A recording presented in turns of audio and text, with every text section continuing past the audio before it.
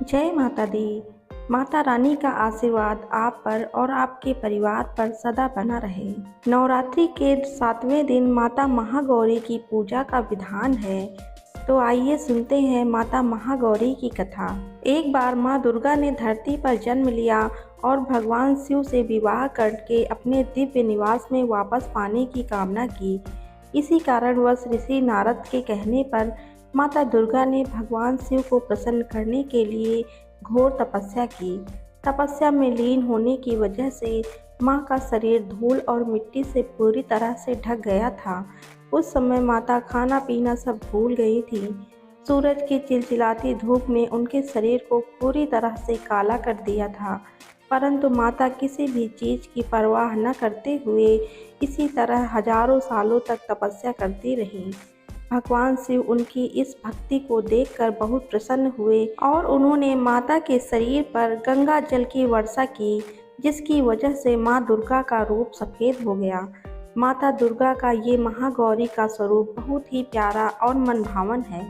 कहा जाता है कि इस दिन देवी शक्ति ने राक्षस महिषासुर का वध किया था। यह दिन महिषासुर पर देवी शक्ति की विजय का प्रतीक है। इस दिन भक्त माँ दुर्गा के 8वें अवतार माता महागौरी की पूजा करते हैं।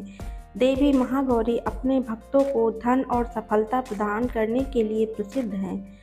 दोस्तों, कहते हैं कि इस दिन महागौरी की पूजा करने से भक्तों को सभी प्रकार की बाधाओं और सभी पापों को दूर करने में मदद मिलती है। कुछ लोग इस दिन व्रत भी रखते हैं। इस दिन देवी महागौरी का व्रत रखने से धन और सौभाग्य की प्राप्ति होती है। महागौरी को सफ़ेद चीज़ें क्यों अर्पित की जाती हैं, इसके पीछे का कारण आइए जानते हैं। महागौरी के वस्त्र और आभूषण सभी सफ़ेद हैं, इसलिए माँ महागौरी को सफ़ेद रंग अति प्रिय है। पूजा में भी महागौरी को सफ़ेद चीज़ें चढ़ाई जाती हैं और भोग भी सफ़ेद रंग के प्रसाद का अर्पित किया जाता है।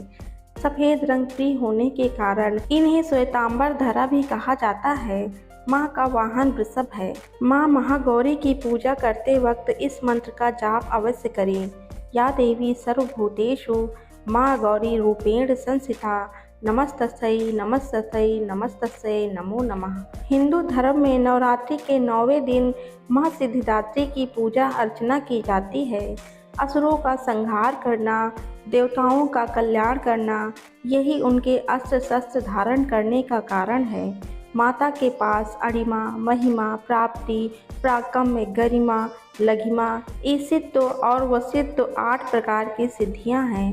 माता का यह स्वरूप सभी दिव्य आकांक्षाओं को पूर्ण करने वाला है। माता ने यह स्वरूप असुरों का संहार करने के लिए लिया था।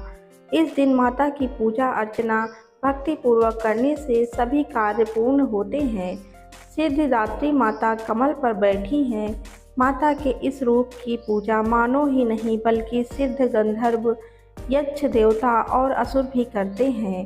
संसार में सभी वस्तुओं को आसान और सही तरीके से प्राप्त करने के लिए नवरात्रि के 9वें दिन माँ सिद्धिदात्री की पूजा की जाती है। पौराणिक कथाओं के अनुसार जब पूरे ब्रह्मांड पर चारों ओर अंधकार हो गया था और रोशनी का कोई संकेत नहीं था, तब उस समय अंधकार से भरे ब्रह्मांड में ऊर्जा का एक छोटा सा किरण प्रकट हुआ। धीरे धीरे इस किरण ने बड़ा आकार लिया। अंत में इसने एक दिव्य नारी का रूप धारण कर लिया। ये देवी भगवती का 9वां स्वरूप माँ सिद्धिदात्री का था। माता ने प्रकट होकर ब्रह्मा, विष्णु और महेश को जन्म दिया। पुराणों के अनुसार भगवान शिव शंकर ने भी माँ सिद्धिदात्री की कृपा से ही सिद्धियों को प्राप्त किया था। सिद्धिदात्री की कृपा से ही शिव जी का आधा शरीर देवी का हुआ था। इसी कारण उन्हें अर्धनारीश्वर के नाम से भी पुकारा जाता है। इस दिन देवी का पूजन करने से मोक्ष की प्राप्ति होती है। देवी के इस रूप की पूजा व्यक्ति को अमृत मार्ग की ओर ले जाने का काम करती है। नवमी के दिन भक्त माता की पूजा अर्चना करने के बाद कन्या भोजन कराते हैं। ऐसी मान्यता है कि कन्या भोजन कराने से ही माता पूजा को ग्रहण करती हैं। तो ये थी नवरात्रि के 7वें और 8वें दिन की कथा। तो सभी भक्तजन प्रेम से बोलो जय माता दी।